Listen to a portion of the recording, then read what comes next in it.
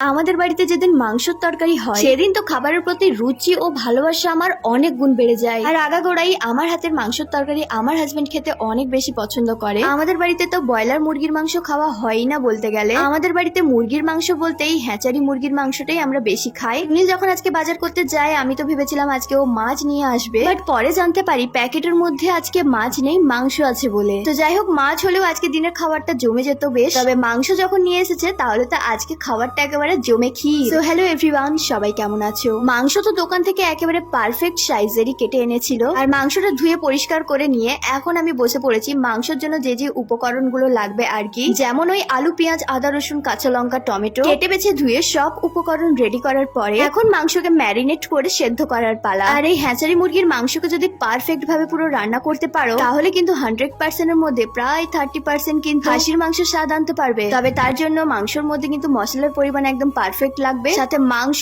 একেবারে পারফেক্ট ভাবে সেদ্ধ করতে হবে। আর তাই তো প্রেসার কুকারের মধ্যে মাংস দিয়ে আদা, রসুন, পেঁয়াজ, টমেটো, কাঁচা লঙ্কা বাটা, সাথে গুঁড়ো মশলা যেমন হলুদ, লঙ্কার গুঁড়ো, অল্প পরিমাণে চিনি আর অল্প সাদা তেল ও সেদ্ধ করার জন্য পরিমাণ মতো জল দিয়ে এরপর প্রেসার কুকারে 3টে সিটি উঠে গেলেই প্রায় 40% কুকড হয়ে যাবে মাংস। আর এখন উনুন জ্বালিয়ে কড়াইয়ের তেল গরম করে দিয়ে দিলাম অল্প পরিমাণে নুন আর হলুদ গুঁড়ো। এখন মাংসের জন্য আগে থেকে কেটে রাখা বড় বড় সাইজের আলুগুলোকে একেবারে লাল লাল করে ভালো করে ভেজে নিলাম। আলুগুলো তো ভাজা করে এবারে নামিয়ে নিলাম। এবার পালা কিন্তু মশলা কষানো। আর তাই এখন সবার প্রথমে কড়াই গরম তেলের মধ্যে দিয়ে দিলাম 2টো তেজপাতা ছিঁড়ে আর অ্যাড করলাম গোটা গরম মশলা, যেমন ওই দারচিনি, এলাচ, লবঙ্গ, আর মাত্র 1 চিমটি মতো দিয়ে দিলাম গোটা সাদা জিরে। এরপরে টমেটো গুলো দিয়ে ভালো করে নাড়াচাড়া করে টমেটো গলে গেলে দিয়ে দিলাম পেস্ট করা মশলা। আর এই বাটা মশলার মধ্যে আমি অ্যাড করেছিলাম আদা, রসুন, পেঁয়াজ, কাঁচা লঙ্কা, টমেটো। এরপরে মশলা কিছুক্ষণ নাড়াচাড়া করে মশলার থেকে কাঁচা গন্ধ দূর হয়ে গেলে এখন অ্যাড করলাম গুঁড়ো মশলাগুলো, যেমন ওই হলুদ, লঙ্কার গুঁড়ো, লাল কাশ্মীরি লঙ্কার গুঁড়ো, নুন আর স্বাদের জন্য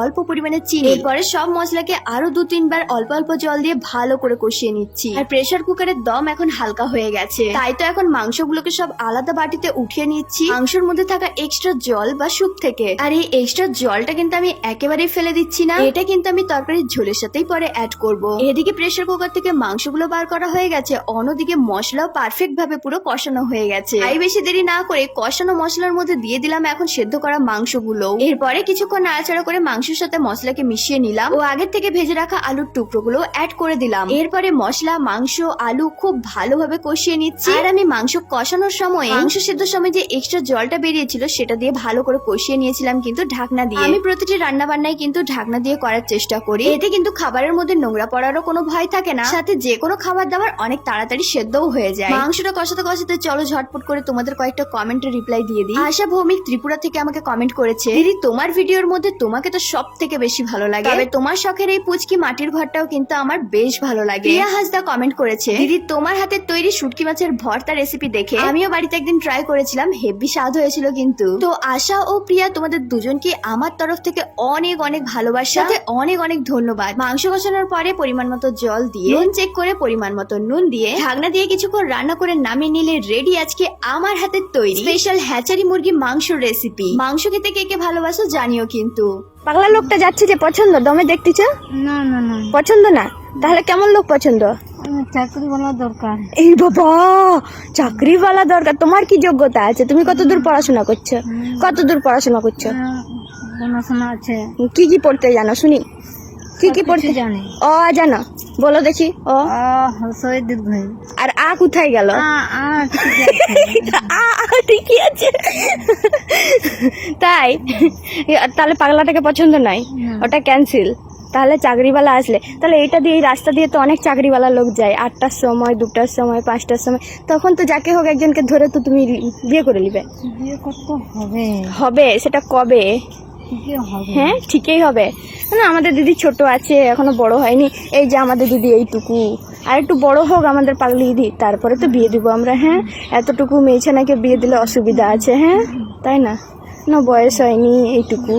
আমাদের দিদিকে কমপ্লেন খাইয়ে লম্বা টম্বা করি আমরা আগে, তারপরে দিদি। আর আমি এখন বেটাকে আনতে যাচ্ছি টিউশন থেকে।